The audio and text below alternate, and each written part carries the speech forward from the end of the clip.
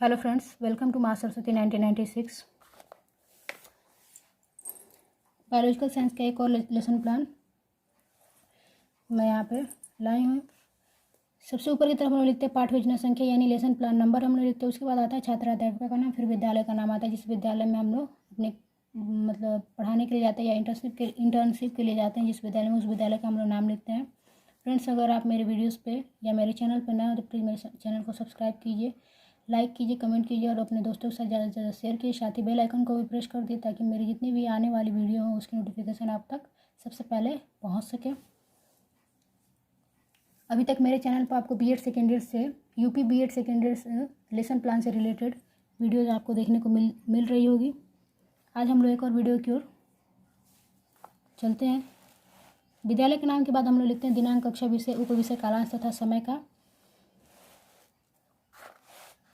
Portion आता है हम लोग का। उसके बाद आता है प्रकरण में आज मैंने यहाँ लिखा हुआ है कि संतुलित आहार। आज का हमारा प्रकरण है संतुलित आहार। उसके बाद आता है प्रकरण के बाद से आता है समान उद्देश्य। समान उद्देश्य में पूर्वत लिखा हुआ है मैंने।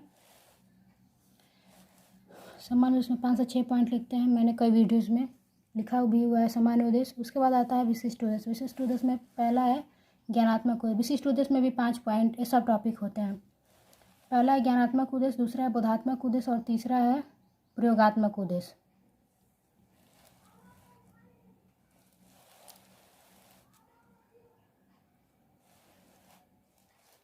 विशिष्ट उद्देश्य के बाद से आता है हमारा सहायक सामग्री।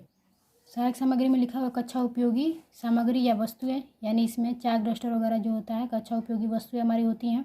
फिर आता है पूर्व ज्ञान। पूर्व ज्ञान में लिखा है बच्चे जो है संतुलित आहार के बारे में सामान्य जानकारी रखते हैं। फिर आता है प्रस्तावना का प्रश्न। प्रस्तावना के प्रश्न में हम लोग 3 कॉलम बनाते हैं। पहला क्रम संख्या, दूसरा छात्राध्यापक का कथन, तीसरा छात्र कथन। मैंने यहाँ पे पहला क्वेश्चन किया हुआ है कि हमें भोजन कब कब करना चाहिए। बच्चे बताएंगे कि सुबह, दोपहर, शाम या जैसा उनके मन में आए वैसा बताएंगे। जनरली सुबह, दोपहर, शाम हम भोजन करते हैं।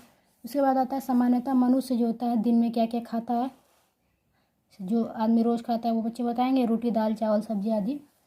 उसके बाद आता है नेक्स्ट क्वेश्चन, यदि मनुष्य पर्याप्त मात्रा में भोजन नहीं ले तो क्या होगा, तो बच्चे बताएंगे कि वो बीमार हो जाएगा। नेक्स्ट क्वेश्चन की पर्याप्त आहार या संतुलित आहार से आप क्या समझते हैं। बच्चे यहाँ मौन हो जाएंगे। यहाँ हम समस्यात्मक प्रश्न लिख सकते हैं या मौन लिख सकते हैं। यहाँ हमारा प्रस्तावना का प्रश्न जो होता है पूरा होता है। अब हम लोग लिखते हैं उद्देश्य कथन।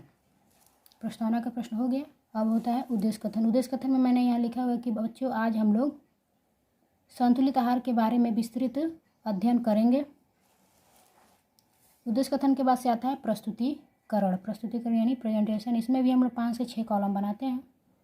पहला है यहाँ पे लिखेंगे क्रम संख्या। उसके बाद आता है शिक्षण बिंदु। फिर आता है छात्राध्यापक क्रिया। उसके बाद आता है छात्र क्रिया। छात्र क्रिया के बाद से आती है विधि। उसके बाद आता है हमारा श्यामपट्ट का कार्य। शिक्षण बिंदु में हम लोग देखते हैं कि मैंने पहला पॉइंट क्या लिखा हुआ है। शिक्षण बिंदु तो पहला पॉइंट मैंने लिया है कि संतुलित आहार जो होता है वो क्या होता है, यानी क्या कहलाता है संतुलित आहार। यहाँ लिखा हुआ है कि ऐसे आहार जिनमें सभी पोषक तत्व जैसे कार्बोहाइड्रेट, प्रोटीन, वसा, विटामिन, अमीनो एसिड आदि संतुलित मात्रा में हमारे शरीर में पाए जाते हैं, संतुलित आहार कहलाते हैं। इसकी कमी से मनुष्य में रोग प्रतिरोधक क्षमता जो होती है कम हो जाती है तथा मनुष्य क्या होता है, बीमार रहने लगता है। छात्र क्रिया में छात्र ध्यानपूर्वक सुनेंगे। विधि हमारी व्याख्यान विधि हो जाएगी। मैंने यहाँ पे कुछ संतुलित आहार को एक सर्कल के माध्यम से समझाया हुआ है कि कार्बोहाइड्रेट किस में पाया जाएगा, ब्रेड में, कैल्शियम दूध में, ये फल सब्जियाँ तो ऐसे ही। उसके बाद से प्रोटीन जो होता है किस में पाया जाता है, अंडे में। नेक्स्ट आता है हमारा पॉइंट, पहला हो गया संतुलित आहार, दूसरा हो गया संतुलित आहार के कौन कौन से घटक हैं। तो वही जो अभी मैंने वहाँ पे लिखा हुआ था कि प्रोटीन वगैरह जो है वही इसके घटक हो जाए, विटामिन, प्रोटीन, कार्बोहाइड्रेट इसके घटक हो जाएंगे। यहाँ पे मैंने लिखा हुआ है कि vitamin, nucleic acid, protein, carbohydrate जो होते हैं संतुलित आहार के घटक होते हैं। छात्र क्रिया में छात्र ध्यानपूर्वक सुनेंगे। विधि व्याख्यान विधि हो जाएगी संतुलित आहार। अब तीसरा पॉइंट होता है संतुलित आहार जो होता है कैसा होना चाहिए या कैसा हो। तो उसमें लिखा है कुछ संतुलित आहार में सभी पोषक तत्व जो है मौजूद होने चाहिए, यानी सभी पोषक तत्व होने चाहिए। दूसरा है पॉइंट कि आहार जो होता है स्वादिष्ट, सुगंधित व रुचिकर होना चाहिए, यानी उसे खाने में वो टेस्ट आए, सुगंधित हो और आपके मन मुताबिक हो, यानी आपको जो पसंद हो उस लायक हो संतुलित आहार। तीसरा है आहार जो होता है उचित मात्रा में ऊर्जा प्रदान करने वाला होना चाहिए। छात्र क्रिया में छात्र ध्यानपूर्वक सुनेंगे। विधि हो जाएगी व्याख्यान विधि। और यहाँ पे लिखा है संतुलित आहार के कुछ फायदे होते हैं। बीमारियों का खतरा कम होता है, शरीर में ऊर्जा मिलती रहती है, पर्याप्त मात्रा में नींद आती है, वजन जो होता है नियंत्रित होता है, और हमारा मन या मूड जो होता है अच्छा रहता है। संतुलित आहार के फायदे हो गए।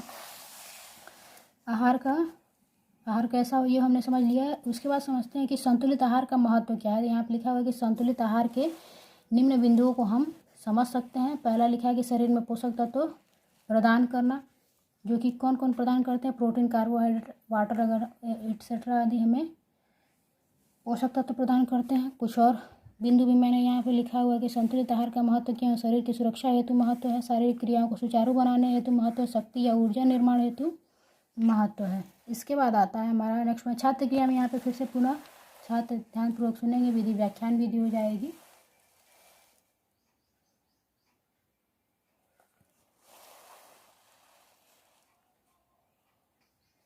और अंत में हम कुछ बच्चों को गृह कार्य देते हैं। पहला दिया संतुलित आहार को नामांकित चित्र द्वारा दर्शाइए। संतुलित आहार को समझाइए। संतुलित आहार के महत्व को बताइए। संतुलित आहार के घटक कौन कौन से, संतुलित आहार के फायदे बताइए। फ्रेंड्स मिलते हैं नेक्स्ट वीडियो में।